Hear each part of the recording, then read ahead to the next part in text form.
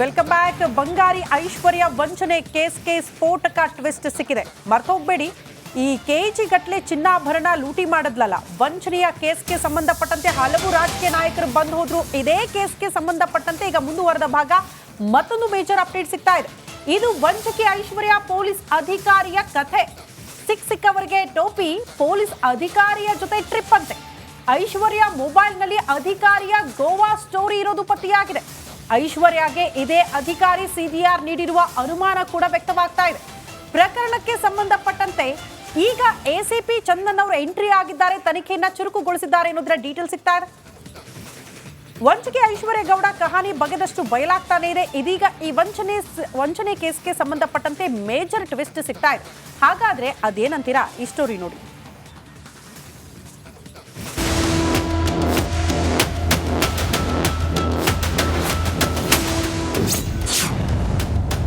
ಐಶ್ವರ್ಯ ಗೌಡ ವಂಚನೆ ಪ್ರಕರಣಕ್ಕೆ ಸ್ಫೋಟಕ ಟ್ವಿಸ್ಟ್. ಪೊಲೀಸ್ ಅಧಿಕಾರಿಯೊಬ್ಬರ ಜೊತೆ ಐಶು ಗೋವಾ ಟ್ರಿಪ್. ವಂಚಕಿ ಐಶ್ವರ್ಯ ಗೌಡ ಕಹಾನಿ ಬಗೆದಷ್ಟು ಬಯಲಾಗ್ತಿದ್ದು ಇದೀಗ ಮತ್ತೊಂದು ತಿರುವು ಪಡೆದುಕೊಂಡಿದೆ. ಒಬ್ಬ ಪೊಲೀಸ್ ಅಧಿಕಾರಿ ಜೊತೆ ಐಶ್ವರ್ಯ ಗೌಡ ಗೋವಾ ಟ್ರಿಪ್ ಮಾಡಿರುವ ಶಂಕೆ ವ್ಯಕ್ತವಾಗಿದೆ.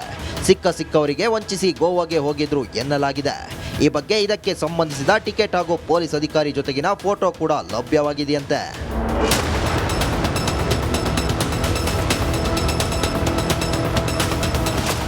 ಆ ಪೊಲೀಸ್ ಅಧಿಕಾರಿ ಐಶ್ವರ್ಯ ಗೌಡಗೆ ಸಿಡಿಆರ್ ನೀಡಿರುವ ಅನುಮಾನ ವ್ಯಕ್ತವಾಗಿದೆ. ಈ ಬಗ್ಗೆ ಪೊಲೀಸರು ಹೆಚ್ಚಿನ ತನಿಖೆಗೆ ಇಳಿದಿದ್ದಾರೆ. ಈಗಾಗಲೇ ಸರ್ವಿಸ್ ಪ್ರೊವೈಡರ್ಗೆ ಮಾಹಿತಿ ಕೇಳಿರುವ ಪೊಲೀಸರು ಯಾವ ಅಧಿಕಾರಿ ಸಿಡಿಆರ್ ಪಡೆದಿದ್ದಾರೆ ಎಂಬ ಬಗ್ಗೆ ಪರಿಶೀಲನೆ ನಡೆಸುತ್ತಿದ್ದಾರೆ.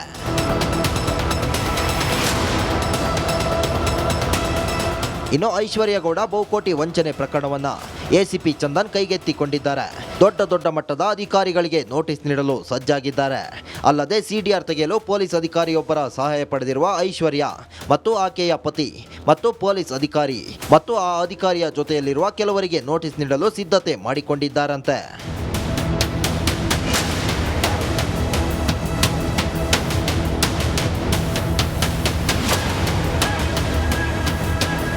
ಈ ಐಶ್ವರ್ಯ ಗೌಡ ಅಕ್ರಮವಾಗಿ ಸಂಪಾದಿಸಿದ ಹಣವನ್ನು ಆ ಪೊಲೀಸ್ ಅಧಿಕಾರಿಗೆ ನೀಡಿರುವ ಬಗ್ಗೆಯೂ ಮಾಹಿತಿ ಇದೆಯಂತೆ. ಇದರಿಂದ ಆ ಪೊಲೀಸ್ ಅಧಿಕಾರಿ ಮತ್ತು ಈಕೆಯ ಬ್ಯಾಂಕ್ ಖಾತೆಯ ವರ್ಗಾವಣೆ ಬಗ್ಗೆ ಪೊಲೀಸರು ಪರಿಶೀಲನೆ ನಡೆಸುತ್ತಿದ್ದಾರೆ. ಒಂದು ವೇಳೆ ಪೊಲೀಸ್ ಅಧಿಕಾರಿಗೆ ಹಣ ಏನಾದರೂ ವರ್ಗಾವಣೆ ಮಾಡಿದ್ದಾರಾ, ಸಿಡಿಆರ್ ತೆಗೆಯಲು ಹಣ ಪಡೆದಿದ್ದಾರಾ, ಈಕೆಯ ಜೊತೆ ಯಾವ್ಯಾವ ಅಧಿಕಾರಿಗಳು ಸಂಪರ್ಕದಲ್ಲಿದ್ದಾರೆ ಎಂಬ ಮಾಹಿತಿ ಕಲೆ ಹಾಕಲು ಪೊಲೀಸರು ಮುಂದಾಗಿದ್ದಾರೆ. Nagaraj, crime bureau, republic Kannada.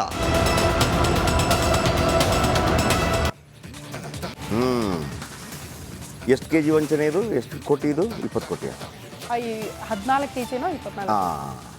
ಈಗ ನರೇಂದ್ರ ಅವರು ಬಂದೋದ್ರು, ಅಂದ್ರೆ ತುಂಬಾ ಜನ ಬಂದೋದ್ರು, ರಾಜಕಾರಣಿಗಳು ಬಂದೋದ್ರು. ಪಾಪ ವಿನಯ್ ಕುಲಕರ್ಣಿ ಬಂದೋದ್ರು, ನರೇಂದ್ರ ಸ್ವಾಮಿ ಮಳವಳ್ಳಿ MLA, ಪಾಪ ಅವರ ಮಂತ್ರಿಗೇನೆ ಹೋಗುವಂಥ ಚಾನ್ಸಸ್ ಇದೆ ಸಿಗೋದಿದ್ರೆ. ಈಕೆ ವಂಚನೆ. ಆಮೇಲೆ ಪೊಲೀಸ್ ಪೊಲೀಸ್ ಮಾಮ ಗೋವಾ ಟ್ರಿಪ್ಪ. ಮತ್ತು ನೀವು ಹೆಂಗ್ರಿ ಕಾನೂನು ಸುವ್ಯವಸ್ಥೆ ಸರಿ ಮಾಡ್ತೀರಿ?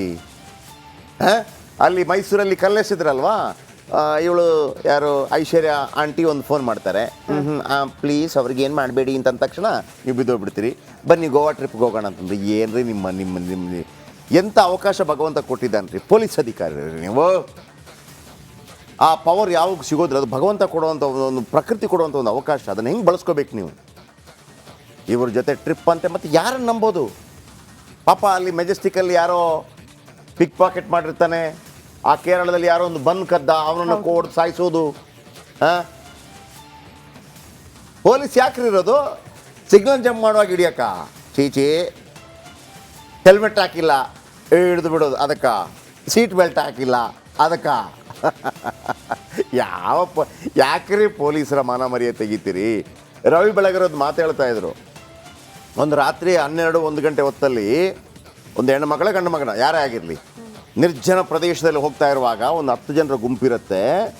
ಆ 10 ಜನರ ಗುಂಪಿದ್ರೂ ಕೂಡ, ಪಾನಮತ್ತರಾಗಿದ್ದರೂ ಕೂಡ, ಒಬ್ಬ ಕಾಕಿ ಹಾಕಿರುವಂಥ ಸಣಕಲ, ನರಪೇತಲ ಅಂತೆಲ್ಲ ಹೇಳೋದು ಬೇಡ, ಒಬ್ಬ ಸಣಕಲ ಕಾನ್ಸ್ಟೇಬಲ್ ಒಂದು ಕಾಕಿ ಹಾಕ್ಕೊಂಡು ಒಂದು ಲಾಠಿ ಹಾಕ್ಕೊಂಡು ಹಿಂಗೆ ಬಂದಾಗ ಆ ಹೆಣ್ಣಾಗಲಿ ಗಂಡಾಗಲಿ ಅಲ್ಲೊಬ್ಬ ಪೊಲೀಸ್ ಇದ್ದಾನೆ ನನ್ನ ರಕ್ಷಣೆಗೆ ಅನ್ನುವಂಥ ಧೈರ್ಯ ಬರುತ್ತಲ್ಲ, ಏನ್ರಿ ಮಾಡಕ್ಕೆ ಬಿಟ್ರಿ ಪೊಲೀಸ್ ಅನ್ನೋ ವಿಚಾರವನ್ನು CDR ಕೊಟ್ಬಿಟ್ರಂತೆ. ಎಲ್ಲ ಚಪ್ಪೆ ಸೋಡ. ಗೃಹ ಸಚಿವರೇ, ಮಂಗಳೂರು ಭಾಗದಲ್ಲಿ ಒಂದು ಮಾತಿದೆ, ಈ ಸೋಡಾ ಹಿಂಗೆ ಹೊಡಿತೀವಿ, ಹಾಂ, ಅದು ಒಳ್ಳೆ ಸೌಂಡ್ ಬರ್ಬೇಕು ಹಿಂಗೆ ಓಪನ್ ಮಾಡುವಾಗ ಟಿಸ್ಕ್ ಅಂತೇಳಿ.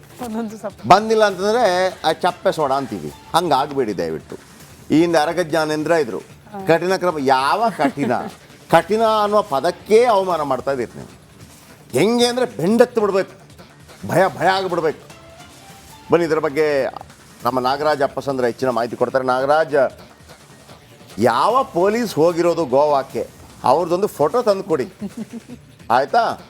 ಆಮೇಲೆ ಅವರು ಗೋವಾದತ್ತ ತಿರುಗಿ ಕೂಡ ನೋಡಬಾರ್ದು, ಹಂಗೆ ಮಾಡಕ್ಕೆ ಬಿಡ್ತೀವಿ. ಆಮೇಲೆ ಈ CDR ಕೊಡೋದಂದ್ರೇನು, ಅದರ ಬಗ್ಗೆ ಏನು ಮಾಹಿತಿ ಕೊಡ್ಬೋದು ಪ್ಲೀಸ್?